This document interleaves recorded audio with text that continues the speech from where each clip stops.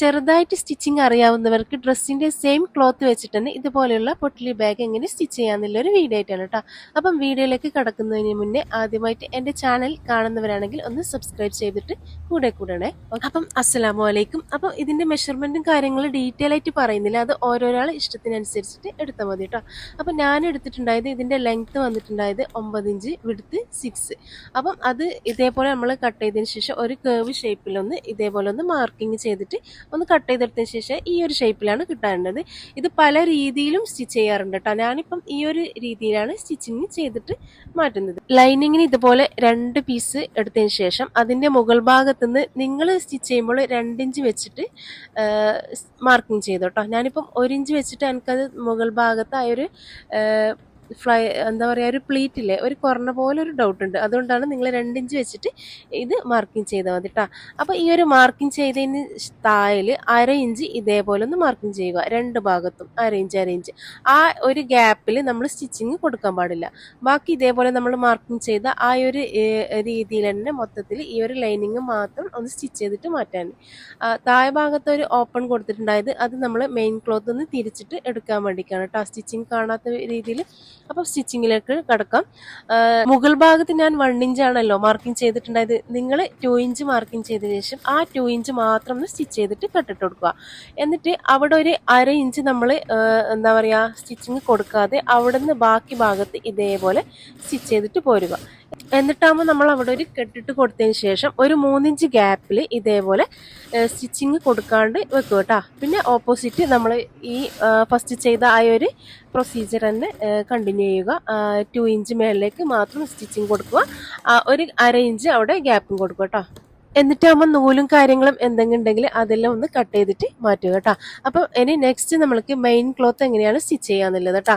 അതും ഈ ഒരു മെഷർമെന്റിൽ തന്നെയാണ് നമ്മൾ മെയിൻ ക്ലോത്തും മാർക്കിങ് ചെയ്തിട്ട് എടുത്തിട്ടുണ്ടായത്. ഓർഗാൻസ മെറ്റീരിയലിലാണ് ഞാൻ ചെയ്യുന്നത്. ഈ ഒരു ലൈനിങ്ങിന്റെ ആ ഒരു പാറ്റേൺ തന്നെയാണ് നമ്മൾ ഇത് കട്ട് ചെയ്തിട്ട് മാറ്റിയിട്ടുണ്ടായത് കേട്ടോ. അപ്പോൾ ഒരു സൈഡ് 2 ലെയറായിട്ടാണ് ഞാൻ എടുത്തിട്ടുണ്ടായത് കേട്ടോ. അപ്പോൾ 4 ലെയറിലാണ് ഇത് ചെയ്യുന്നത്. നമ്മൾ ലൈനിങ് ചെയ്ത പോലെ തന്നെ മുകളിൽ നിന്ന് 2 ഇഞ്ച് ആദ്യം സ്റ്റിച്ച് ചെയ്യുക. എന്നിട്ട് 1/2 ഇഞ്ച് ഗ്യാപ്പ് ഇട്ട് കൊടുത്തതിന് ശേഷം മൊത്തത്തിൽ ഒന്ന് റൗണ്ട് ആയിട്ട് ഒന്ന് സ്റ്റിച്ച് ചെയ്തിട്ട് കൊടുക്കുക കേട്ടോ. നമ്മൾ ലൈനിങ്ങിൽ താഴെ ഭാഗത്ത് ഒരു ഓപ്പൺ കൊടുത്തിട്ടുണ്ടായിട്ടില്ലേ 3 ഇഞ്ച്, അത് ഈ ഒരു മെയിൻ ക്ലോത്തിന് കൊടുക്കേണ്ട ആവശ്യമില്ല കേട്ടോ. അപ്പം നമ്മൾ വീഡിയോയിൽ കാണുന്നത് പോലെ ഇതേപോലെ ഒന്ന് സ്ലോ ആയിട്ട് സ്റ്റിച്ച് ചെയ്തിട്ട് കൊടുക്കുക. മുകൾ ഭാഗം എത്തുമ്പോൾ ഇതേപോലെ 1/2 ഇഞ്ച് ഗ്യാപ്പ് നമ്മൾ അവിടെ മാർക്കിങ് ചെയ്ത് കൊടുക്കുക. എന്നിട്ടാകുമ്പം 2 ഇഞ്ചിലേക്ക് സ്ട്രൈറ്റ് ആയിട്ട് ഒരു സ്റ്റിച്ചിങ് കൊടുത്തിട്ട് അവസാനിപ്പിക്കുക.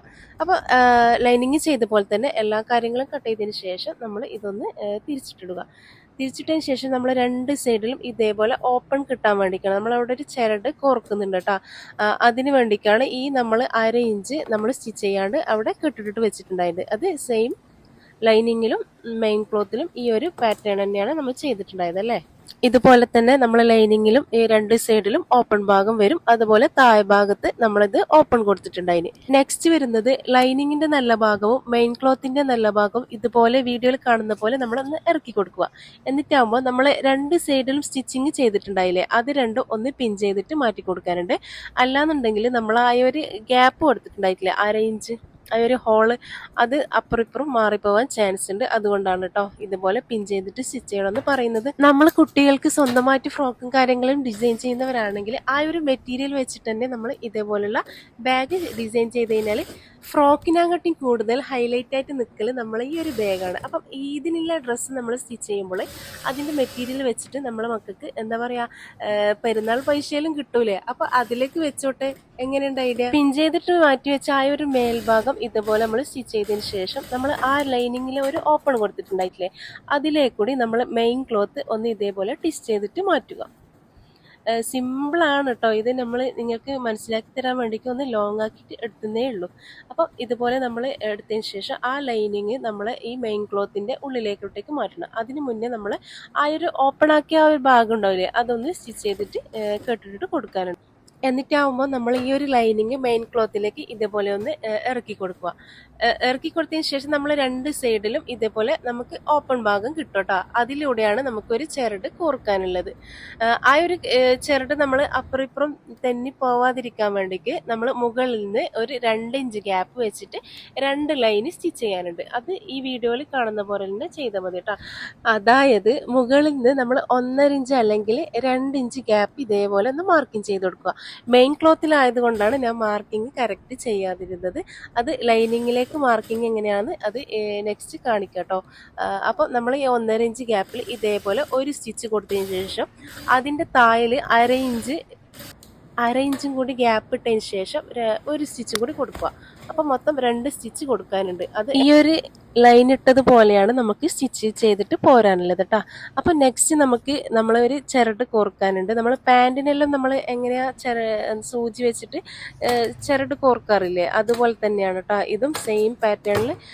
പക്ഷേ എന്നുണ്ടെങ്കിൽ ഞാനിത് കോർക്കുന്ന വീഡിയോസെല്ലാം ഞാൻ എടുത്തിട്ടുണ്ടായിന്. അപ്പം വീഡിയോ ഓൺ ആവാതെ ഞാൻ സ്റ്റിച്ച് ചെയ്ത് പോയി.